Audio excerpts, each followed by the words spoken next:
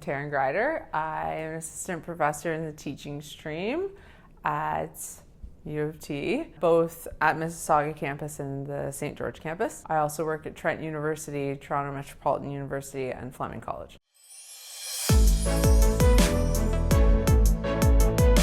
Scheduling.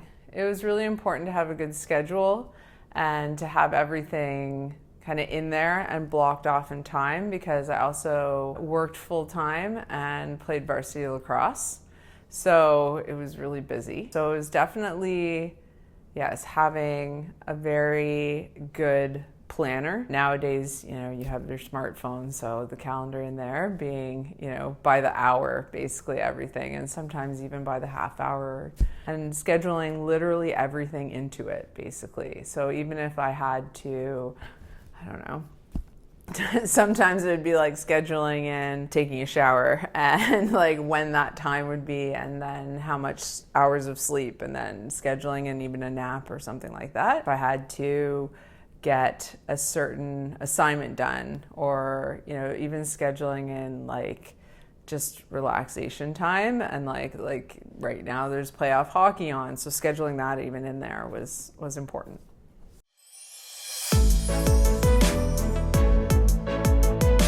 My grandmother had Alzheimer's disease and lived with us, and that was really hard seeing that happen, and I wanted to find a cure for Alzheimer's disease. So that was neuroscience and biology. That was the way to go.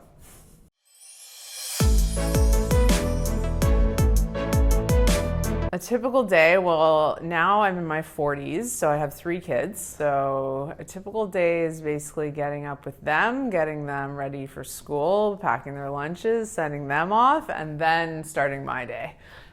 So then going and teaching classes, and answering hundreds of emails, and doing grading and doing whatever else needs to be done, and then hopefully getting to do something in my own time as well. I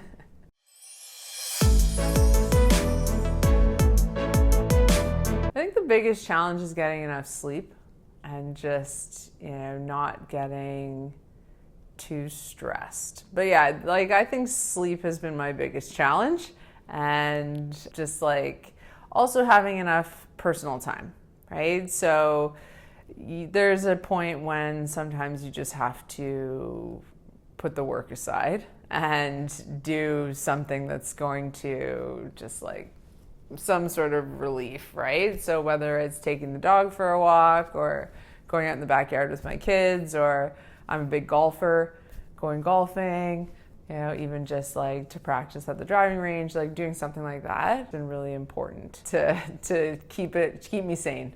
I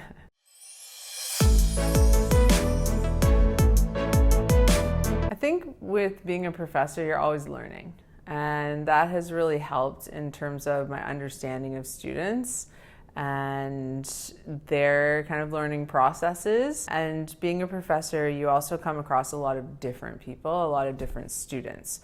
So, people that have had so many different experiences, maybe need different accommodations, have gone through something in their life, while I'm teaching them a course.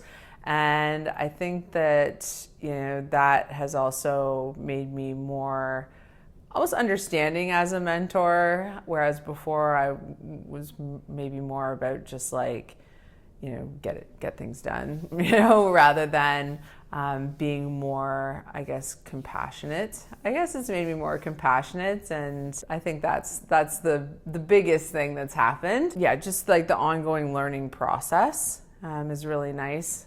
Being a professor, you're always keeping up with recent research, so that's helped me as a mentor as well to kind of know what's going on, because a lot of people, once they're done their schooling, that's it, right? It's not like an ongoing learning process. So I think that's been helpful.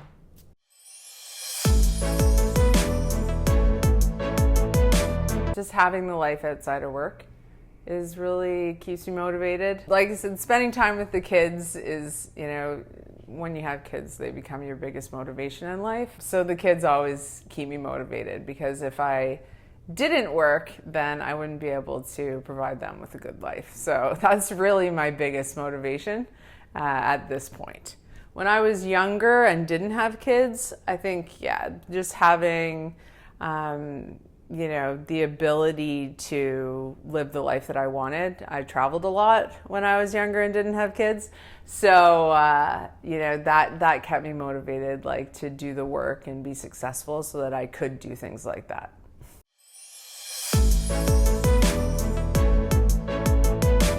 I'd say seeing the students be successful is the most rewarding.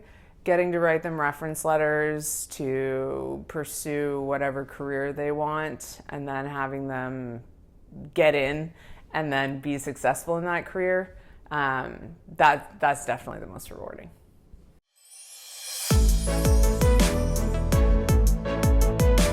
I think the most important thing is finding the right supervisor.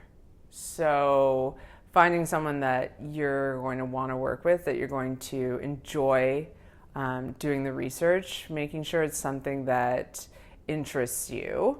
A lot of people just want to get into any lab, but that's not going to be, you're not going to have fun doing that and enjoy doing that if you're just doing something for the sake of doing grad school.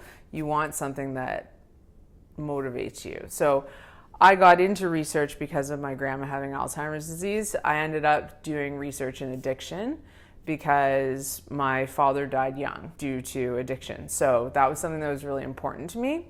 So I'd say find something that is meaningful to you.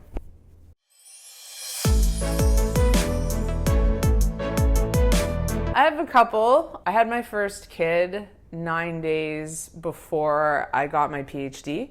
So those two things were very close together. So that was two big accomplishments. And then I got the Siminovich Salter Award for being the top PhD kind of graduate. So I got to make a speech, and that was pretty awesome. Sports-wise, I won a national championship for lacrosse, so that was a big one. But in terms of the research, getting my paper that I worked on for like 10 years published in Nature Neuroscience was probably the biggest one there.